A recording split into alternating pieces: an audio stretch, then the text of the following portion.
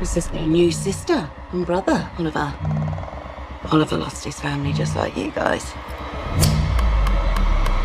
Needed someone that could keep in special care.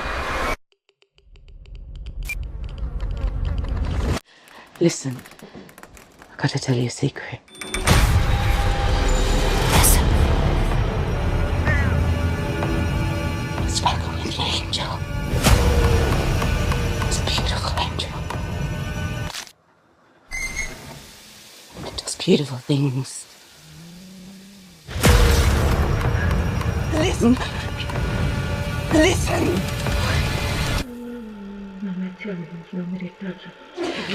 Listen. Listen. Some people believe the spirit stays in the body for months after death.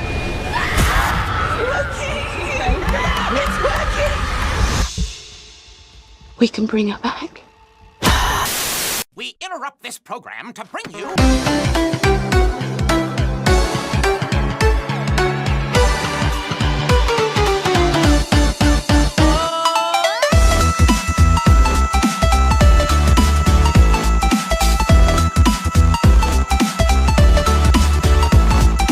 All right, everybody. My name is Kevin.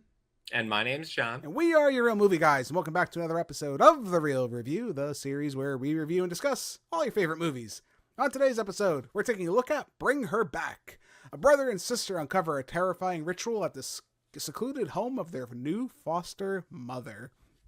John, sophomore outing for the Filippo brothers, the famous YouTubers turned directors. We just talked recently about their first movie, Talk to Me. And, you know, I was really impressed with Talk to Me when we talked about it. I gave it a pretty high score. I said, I can't wait to see what they kind of do next. And I wanted to see how they evolve as directors. This came out 2025, so this is a very, very recent movie. So the last one was 2022. Damn, man. I got to tell you, very few times do I leave not just a horror movie, but maybe like a movie in general with a lot of thought, you know, a lot of internal reflection, and the fact that it literally brought me to tears at times, like at a moment in this movie.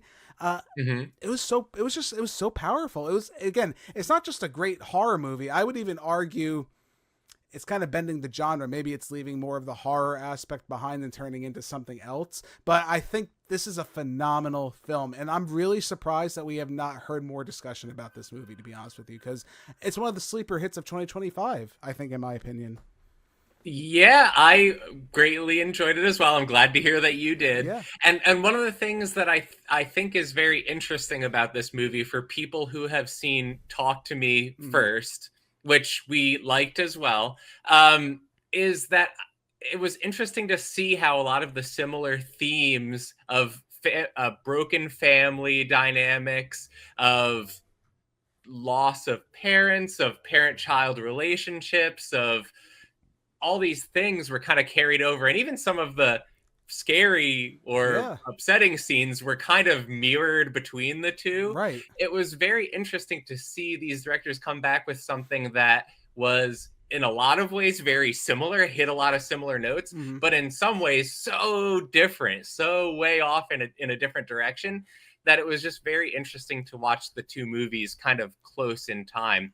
And I will say this movie hooked me right at the beginning with what would you say, like a cold open or something, Cold of open. just Absolutely of kind of grainy videotape footage of a ritual going on, and it just drops you into that, and it's like, okay, I guess we're in for something. And I want to say this. So this movie is definitely a body horror.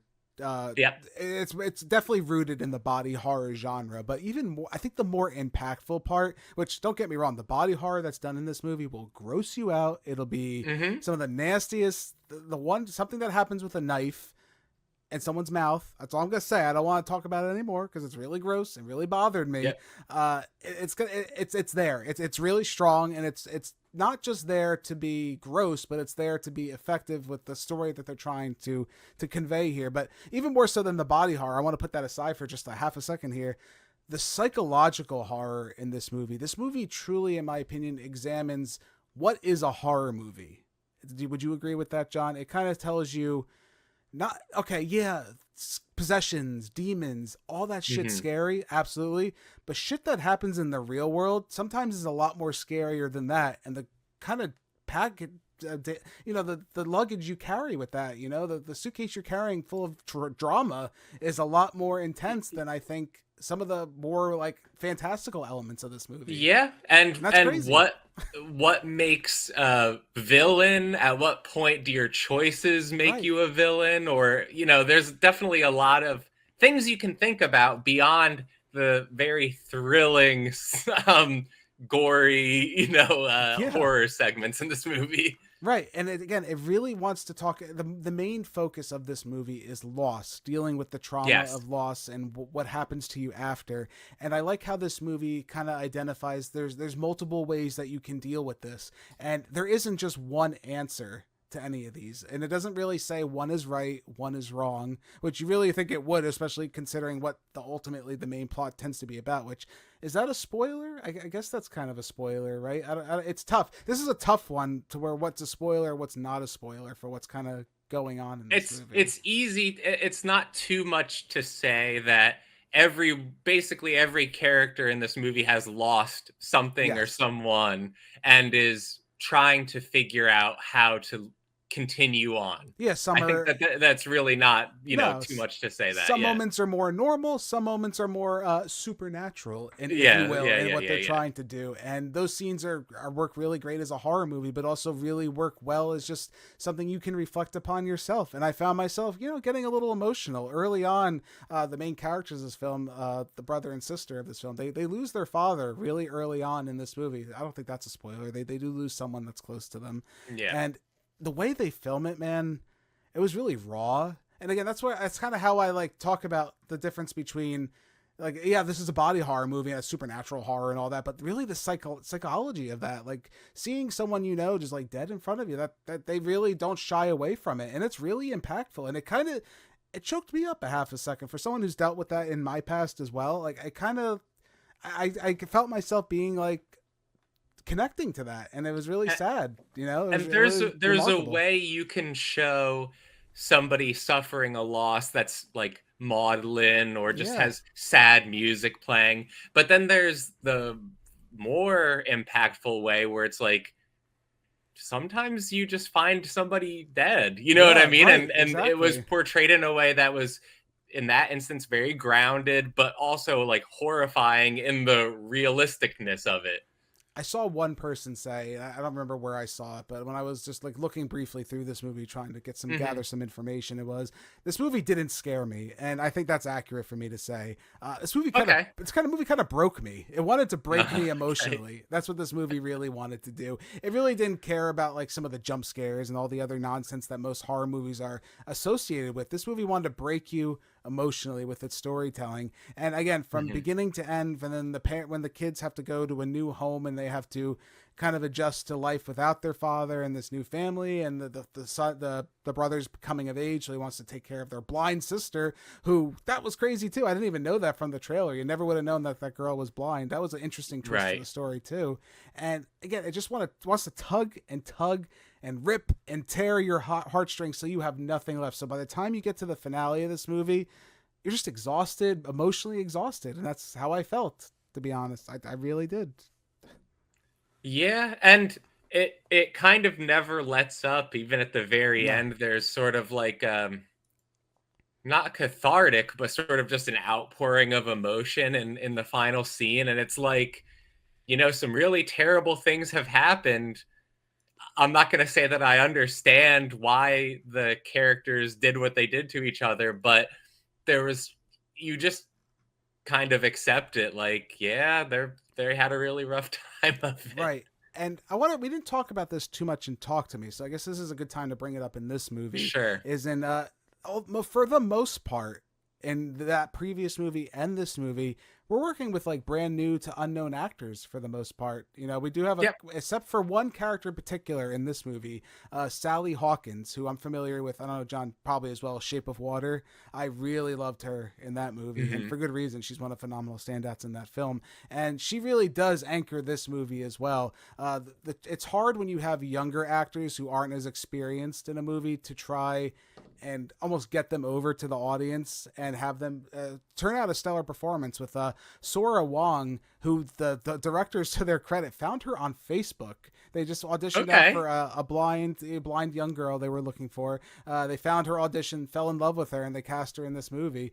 You think she was a seasoned actor. She did a phenomenal job. Yeah, man. She was very good. And, she was but very again, good. Sally Hawkins as Laura, the foster mother in this movie, and she really has to carry a lot of the story, and her emotional baggage and the weight of what she's dealing with really drives not just the emotional plot. I think the supernatural plot's really drawn really well with her as well, with what she's trying and to she do. has to, as an actor, Yeah, there are moments where she has to show different faces to different people kind of within the same scene. Yeah, and she did very well at that. Yeah, she had a switch, almost like she was flipping a switch in her mind, and it was very convincing and very believable. When she was sad, you were sad. When she was I don't want to say crazy, but when she was crazy, she was crazy, and you're like, you felt that she was crazy. You felt that she was crazy. A cool thing too about this movie is this is the second, again, something else that they've done, and I hope they continue this because I don't think this is a bad thing.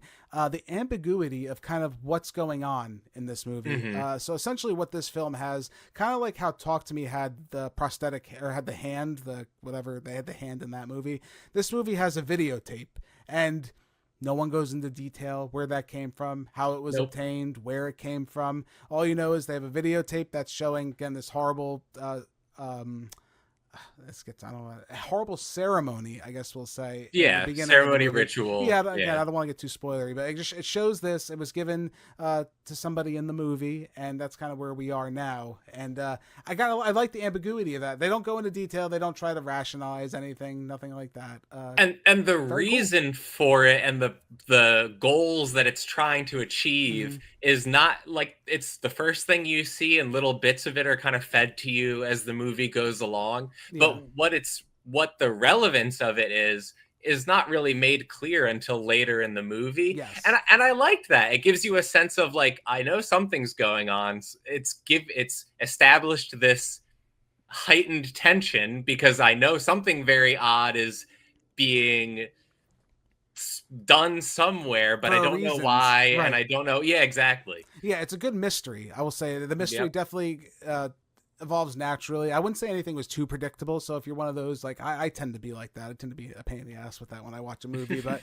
I didn't feel like it was too predictable. Sure, there were some things I'm like, all right, well that makes sense what we're going at. But it's interesting when it gets into spoiler territory, so I won't go too deep into it. But some of the evil that's in this movie, or something that's made to seem that it's evil, might not necessarily be evil if you look at it from a certain perspective. It's kind of just doing what it's supposed to be doing, and it's like an exchange. And the tagline of this movie, if you look at it, is family requires sacrifice. And that's a great tagline for this movie. And it really resonates with some of those things that happened later on in this movie. And again, you can see it from different perspectives. It's a really it's true of movie. A lot of the characters that is the case, right? Like, I think a lot of the characters could relate to that statement in very different ways. Yes. Again, this is such a strong movie, man. I was really surprised. It's coming out definitely out of 2025 as one of my favorite horror movies of the year. I really kind of wish I gave it a little more attention when it first came out. These guys, these brothers, they really know what they're doing behind the camera.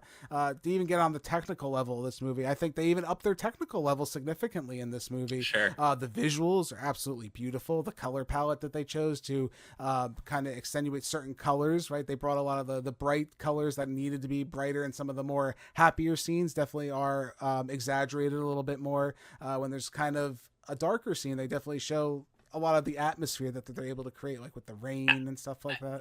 When it comes to the way it was shot, I enjoyed sort of when they first get to this house that the majority of the movie takes place in, their new foster home. Yeah. There's a lot of aerial shots and sort of tracking shots along the ground. Yeah. And it's like, okay, you're establishing this is the set that our story is going to play out on, and it sort of established every sort of area and let you keep in your mind where things were occurring as they were going on. Yeah, and when there is kind of a horror scene going on, the directors definitely choose a lot from previously from Talk to Me. It was a lot more straightforward on shots.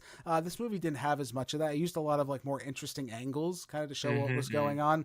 Almost like you're watching this unfold, which I don't know if that's disturbing or not, but it kind of bothered me a few times here and there when there was just like you're just watching this unfold. Like you want to go help or stop what's happening, but you're kind of powerless to stop it. And again, they really knew what they were doing behind the camera. Again, there's directors out there that have been doing this way longer than they've been doing it, and I said they can't capture nearly any of this, and it's nice to see on a movie that was shot in I think a little over a month. This is very, very impressive to be done. Very impressive. And if you're a fan of practical effects, like I said earlier, the gore's in there. Oh man, it's in there. It's unsettling. It's gonna bother you. Not as much as I thought.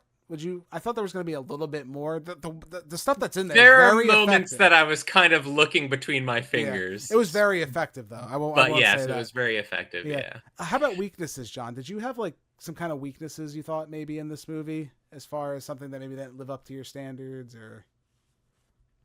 To be honest, I can't find too much fault with this movie. It was hard, I enjoyed it greatly. I think the only thing that you could say, which is true of almost every horror movie, is why would you make that decision? Why wouldn't you call this person? Why wouldn't you do that? But one of the ways that this movie justifies that is that the people that you tend to be rooting for are like a teen who's very confused about the situation that he's in, and a younger, maybe preteen who also is in a brand new situation. So it's like, how can you fault these characters for not making the right choice? Yeah, and I give it a pass, I think, almost for the whole entire movie, except for one scene towards the end, when it's getting towards the climax of this film. And I'm not going to say it because I don't want the audience to be spoiled by anything, but I think the scene I might be kind of hinting at is there's another adult involved in the scene, and they're going to check on a certain situation and why other people maybe weren't brought into this situation. I think legally they probably needed to be honest with you, and it blew my mind. And again, for the choice of why they did it, totally understand why they did it, and you can make arguments for why it didn't happen that way, but it still kind of bothers you, and it's still a trapping of the horror genre that, again, if you're okay with it, absolutely, it's fine. If you're not, then it's going to bother you, and that's kind of how it is. I don't know what to tell you. The only other thing I would say is it is a little bit slow at times. I do think there are a few parts that I think the pacing is a little bit slower. This is a slow burn, 100%. And it's not traditionally scary, so I think that's going to turn off some people. It didn't bother me. There's a significant amount of time spent on people trying to influence other people or do little mind games, right? Where it's just kind of, they're just trying to mess with the other characters, and it definitely heightens the tension, and it definitely gets you rooting for the characters that you're rooting for, but it does go on for a while. Yeah, and again, I don't want to turn people off to this movie because of that comment. If you don't like slow burns, maybe you will be slightly turned off by what they're trying to do here. As like you said, a lot of this movie is just about building that tension, building the terror. Movies like The Strangers come to mind for one of my favorite movies, where it's not really a horror movie, but more of this terror movie where it's just building and building, and then eventually it's when it lets out, it's going to be 100% worth it. And this movie is the same in that opinion. I don't think it's for lack of trying. I just think it's, different strokes, different folks. Is that the best way to put it? Sure. Either you like it or you don't. I don't know what to tell you. But John, we've talked a lot about Bring Her Back. I think I'm ready to talk about my final score on this one. All right, man. I'm going to go ahead and give Bring Her Back a 9.4 out of 10. This was definitely one of my favorite horror movies of 2025, and we've had a really great year of horror movies from Weapons and a couple other films this year, but Bring Her Back is a movie that really just kind of sticks with me. It elicited an emotional response I didn't know a movie, again, let alone a horror movie, would be able to do. It's not just a great body horror movie or horror movie. It's an amazing psychological movie. And like I said, that one quote I read, it's not going to scare you, but I think it's meant to break you. And it really does. If you choose to let this movie kind of send its messages to you, I think it's really going to do a number on you. It definitely did for me, a lot more than I thought a movie could to some extent. It's excellent. These guys, I cannot wait for their next movie. I don't even know if they've announced anything yet, but I'm super excited. Anything they put out right now, until they flop, I'm going to be watching it. John, how about you, man? What do you think? I also am absolutely ready for the next one. I'm very interested to see what they do next. Out of a 10, I'd give this movie a 9.2. I liked it significantly more than Talk to Me, which I liked significantly, right? I think that if you're a fan of horror, you will like it. If you are a fan of movies that make you think about family or tragedy, or, you know, just movies that let you dig into the psychology of certain characters and try to understand people with maybe somewhat unusual motivations or out of the box motivations. There's a lot to dig into beyond the kind of psychological terror that it develops in you, but you also have that, so you can approach it from different directions, just like I think you could with Talk to Me, but to an even greater degree. So I really enjoyed this one. Yeah, again, I think the psychological horror is just you know, we talk a lot about movies where they have this like strong psychological horror, and it's usually just something kind of corny and cheesy, but this movie really wants to bring the realism to horror, the reality of what horror really is in everyday people's lives, kind of like what Talk to Me does with the modern telling of what an exorcism movie would be. This is kind of the modern telling of like someone dying and what the lengths that people go through. It was interesting at the end of this movie, there was, I think, a tribute to someone that they were familiar with. I didn't look too much into it, but I didn't either. I did see that. From what I saw, I know it was someone that was close to the brothers that passed, and that kind of inspired their take on this movie. And when you get to the end of this movie, there was an interesting article that I read where they were talking about, they had a couple different endings. They had I want to say a more, I don't want to say happy ending, but I guess a better situation the movie kind of ends up on. Sure. But the thing that they said that really stuck with me was that that's not reality. The ending that we were going to give you, the original one where it was going to be happy and kind of, you know, everything kind of, I want to say, works out to an extent. That's not the reality of the story that we're telling. So what we wanted to give you was the unfortunate reality, and that's a lot scarier than anything, you know, that we could have put in this movie, just to give you that. And I think it shows that the movie is successful when you can have so much in it from like the first moment that is unrealistic, right? But so much of it also seems grounded in reality to grief and how you might feel about something, even if what actually plays out is not realistic. Yeah, and it's funny how you say that too, like how the movie starts off on this super unrealistic note, but by the end of the movie, when you get to that final shot of this movie, I honestly couldn't think of anything more realistic as far as being horrible and terrifying. I really do. And again, for a movie to be able to do that, especially nowadays with the way you know, filmmaking tends to go, we lose out on a lot of films like that do bring these thought-provoking things, and it's cool to see. Sad and a little bit depressing, and might have did a number on my psychological ability here a little bit, but good times. But what I need to know down in the comments below, what did you think of Bring Her Back? A24, you know, they put out a lot of really strange movies at times, and sometimes they swing and they miss, and sometimes they swing and they hit like this. And I want to know, what did you think? Did you love it? Did you hate it? Did you find any kind of like if you want to share like some kind of deeper connection to this movie, like some of us did, I think there is a lot you can draw from this movie if you've lost someone, anything in that realm. I think it's really interesting, and just it's interesting to talk about and how this movie kind of deals with that. Again, it's a horror movie talking about loss, but making it incredibly interesting and thought-provoking. But again, thank you all so much for joining us for this episode of The Real Review. My name's Kevin, that guy's John. We are your real movie guys. Real guys, real movies, real thoughts. We'll see you in the next one. If you guys like what you've seen here today, consider giving this video a like and leaving your thoughts in the comments below. If you want to stay up to date with everything Real Movie Guys related, make sure to hit that subscribe button and check us out on Instagram, Twitter, and Facebook. And don't forget, all you audio listeners at home, we are available on many podcasting platforms. Just search The Real Movie Guys, you should pop right up. Thank you again all so much for joining us on this episode of The Real Review. We are The Real Movie Guys. Real guys, real movies, real thoughts. Catch you next time.